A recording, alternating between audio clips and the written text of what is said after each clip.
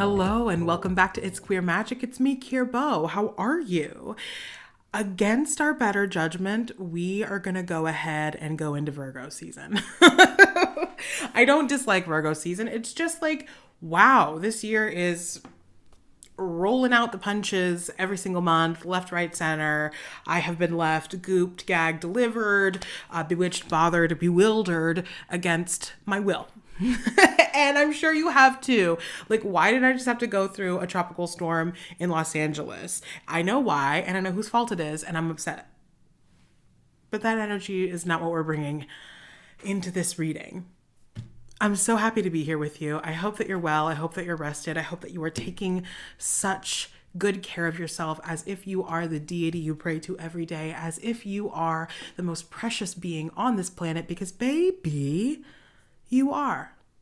You are the most blessed among us, and I hope that you are treating yourself as though you are, with care, with honesty, with trust, and with dignity. Okay? So I've pulled some cards. I've got to look at what Virgo season has in store for us. And I'm not going to lie, like, this is big energy. It's tumultuous. Not to mention that we are headed into the season with like 101 retrograde Dalmatians. And at this point, it's like, why even worry about it? First of all, retrogrades are not the worst thing to happen in the world. Contractive energy helps us. We know this. I know this. You know this. If you don't know it, I'm telling you right now. Contractive energy helps us. Retrograde is the solution. It's not the problem. And if it's bringing forward problems, it's saying this is the perfect time to take care of this. Let's fix this. Let's solve this. Let's move forward in a way that is more rooted in the truth, more honest, and in the highest and best of all of us, because that's what we need at this time when all of these realities are unfolding before us and we have many truths converging at one time. We have to root down into what is true for us so that we bring forward what is best for us to bring forward into this world, what is best for us individually and us as a collective, right? So we are not going to shy away from contractive energy. We're not going to shy away from the blessing of a retrograde or 6 or 7 or 9 or 11. You know what I'm saying? We're not doing that. We here want to grow because we want to live better every day. And, you don't have to be happy about it. I'm not always happy about it, but it's where we're at. We have the theme of Virgo season being the 3 of Wands. And I love that. I really do appreciate that being the card to describe this energy, because I do think a lot of cards would accurately describe what we've got going on. But bringing the 3 of Swords, I always do that. I don't mean to. The 3 of Wands, bringing forward the 3 of Wands as the energy and centering that really gives us a positive outlook for the future.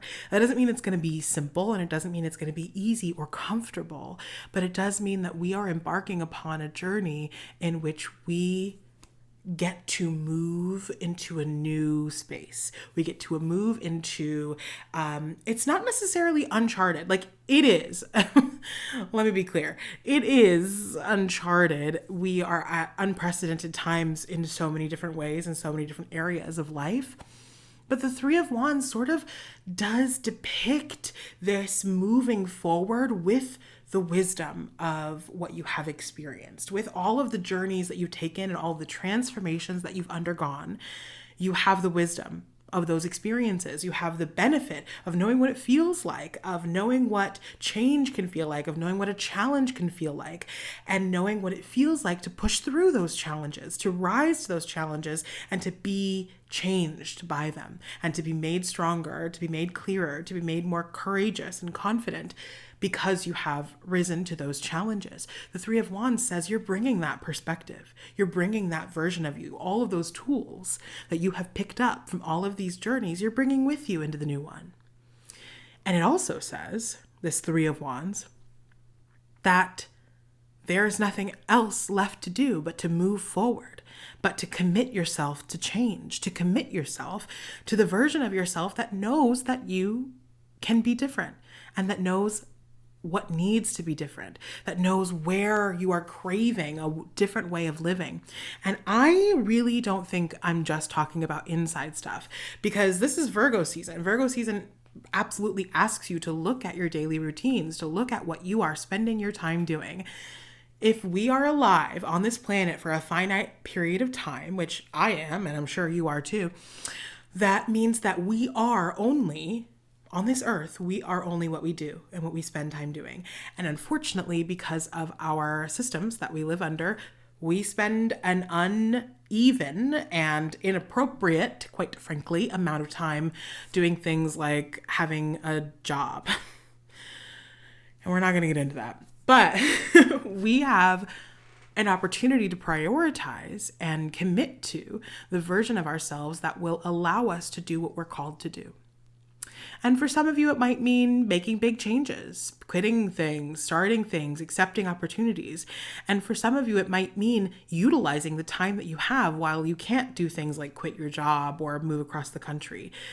That doesn't mean you don't have time. It doesn't mean you don't have space and energy. It just means that it needs a reprioritization, so that you can utilize the time that you do have in a way that has you working towards the change, letting the change that has been brewing inside of you come to the surface and exist in the physical world.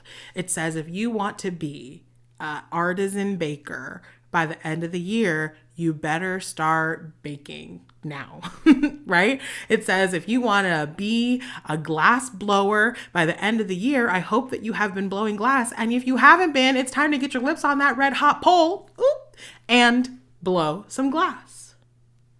You know what I mean? We have to remember every season, every month, every moment that we are being guided by the chariot this year. 2023 is ruled by the chariot year. And so we are actively getting to a place where we can allow ourselves to move forward along a new journey that is rooted in who we are, what we need to be well, and how we want to actually live our lives.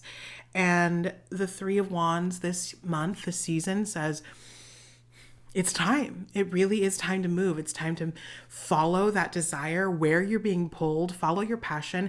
And it's not about making a big splash and making massive changes. It's about starting small, realistic, repeatable, consistent changes that you can continue to show up to that will amount to a massive change in time. We are being invited to lean all the way in to the tower. Right? I know. Gooped, gagged, delivered, bewitched, bothered, bewildered. Nothing else to do but to surrender. I love the tower as someone who has been beaten to death by it. And I feel like most people who have end up being like, yeah, okay, the tower can be my friend. And it doesn't guarantee any kind of pain, right? It doesn't say, oh, this is definitely going to hurt. It's not a guarantee of a traumatic experience. None of the cards really tell you how something is going to feel explicitly or what it's going to actually be for you explicitly, because they all have many facets and many faces. And because this is a reading for many people, I'm not necessarily interested myself in divining in a way that I'm saying this is what is going to happen to you. Leaning into the tower is not necessarily a fortune telling, that kind of like a divination position. This is advice, right? So leaning into the tower, what does that mean? It says that every invitation that you get to reorganize the foundation of things, try. Be brave and surrender to the shifting energies underneath you.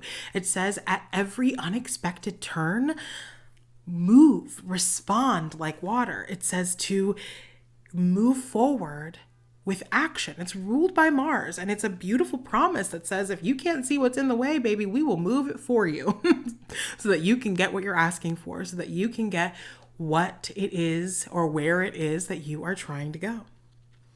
Leaning into the tower has you not afraid to have that conversation that might change everything, to apply for that job or apply for that schooling that might actually change everything, to put up that boundary that you know will absolutely change everything. It's not being afraid of the reorienting and the destabilizing energy of change. Because ultimately, I mean, you can be afraid as long as you keep moving forward.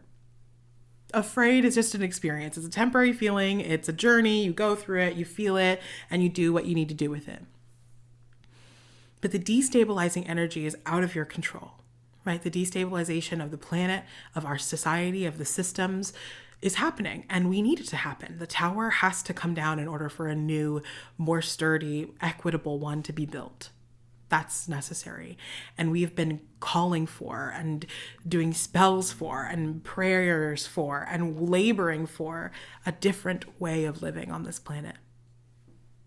And when those prayers are answered, the beginning is destabilization. When you are putting a puzzle together, right? When you're putting a puzzle together and everything is looking so nice and perfect, but you can't find the piece that's supposed to go right in this place, nothing fits, and you say, help me, spirits, help me, universe, this is not working, this is incorrect. They say, okay, well, you have that over here and it needs to move into this spot. And how do we do that? We have to take these pieces apart to move it to where it needs to go so everything can come back together, right? That's my metaphor for this.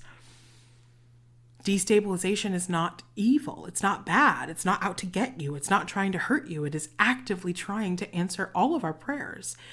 And fighting against the destabilizing energy is fighting against what is good for you, because everything that you want requires courage. It requires moving through a sense of fear. And we are already experiencing massive destabilization in so many places, in so many ways.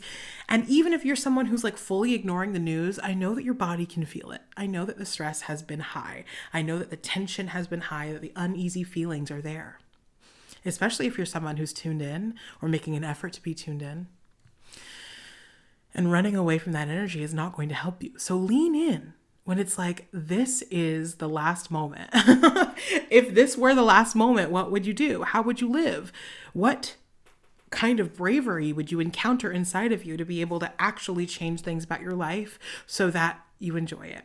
And I'm not saying, I know I said that and this is the internet, so I want to take a moment to have a disclaimer. I'm not saying that the world is ending. Like, the world as we know it, perhaps. Fingers crossed. But I'm not talking about like, you're gonna die tomorrow. That's not it. And if you choose to like believe that, that's your bag. You can do whatever you want. But it's not gonna let you live better tomorrow or the next day or the next day. Maybe it will. And again, your business.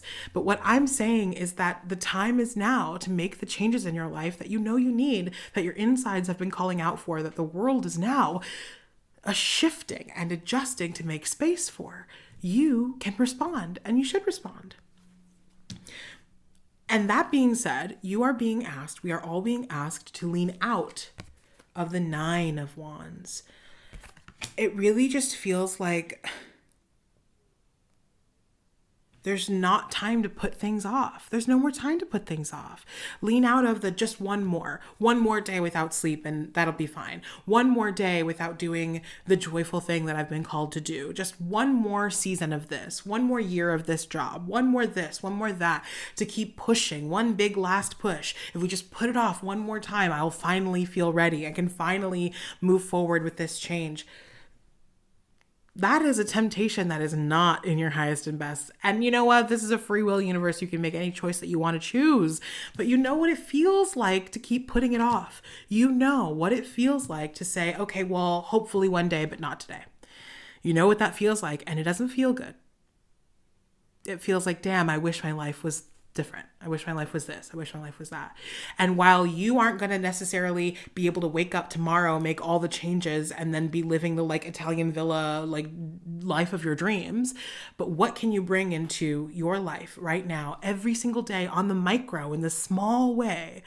What are the small changes you can make to your routine that will allow you to live a more honest life that is more in tune with your desire, your morality, your sense of what it is you want, and your desired reality for yourself and for all of us? I didn't look at the card on the bottom. Let's look at that before we go. The Five of Wands. Okay, listen, the Five of Wands is chaotic. It's just chaos, and you can handle chaos. It's not the chaos of death. It's if there's blood, it's the blood of birth. It's creation. It is a lot of voices yelling on top of each other. And maybe all of them or none of them are actually correct. And when there is chaos, there's a lot of times potential. And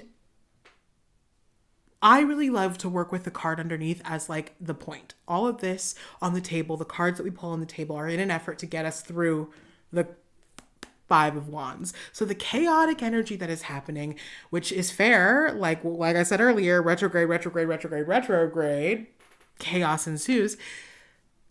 To get us through that, we have got to be aligned with what we want, with who we are, with living authentically in a way that has us fully expressed in this world. And this season, the Three of Wands says it's time to take those steps. It's time to embark on that journey. It's time to finally move. Don't put it off anymore. Don't be afraid of the massive change. Don't be afraid of structures that you've built that are not honest come crumbling down. They should. And you can withstand it. And you know what? You deserve it. You deserve to live a life in which the structures that you've built are rooted in the truth for you, support you in a way that feels good.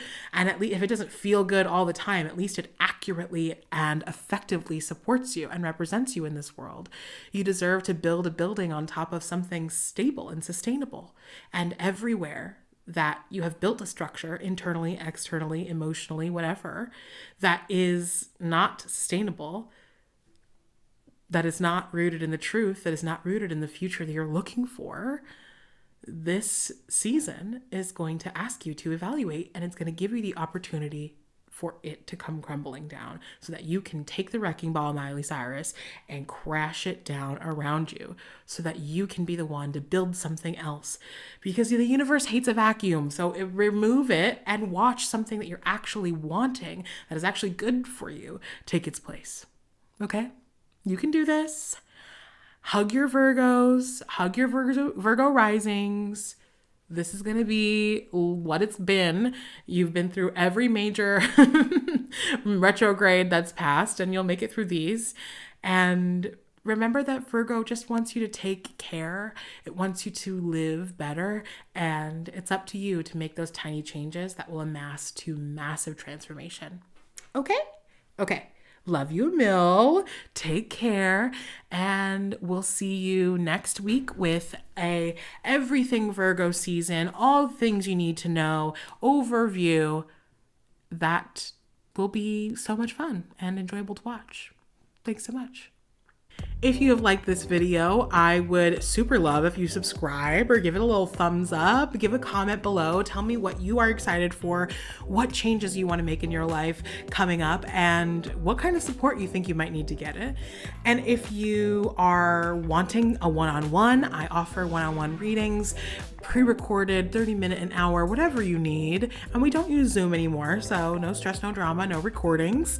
And you can join the Patreon for weekly readings and access to the Discord where we hang out, where we talk, we chat, we learn tarot together, we learn astrology, and we generally have a gay old time.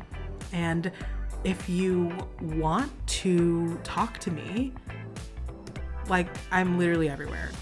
You can comment down below. I'm on Instagram at It's Queer Magic. I'm at that Discord on the Patreon. So whatever you want, let's hang out. Okay? Take care. Talk to you soon. Kisses.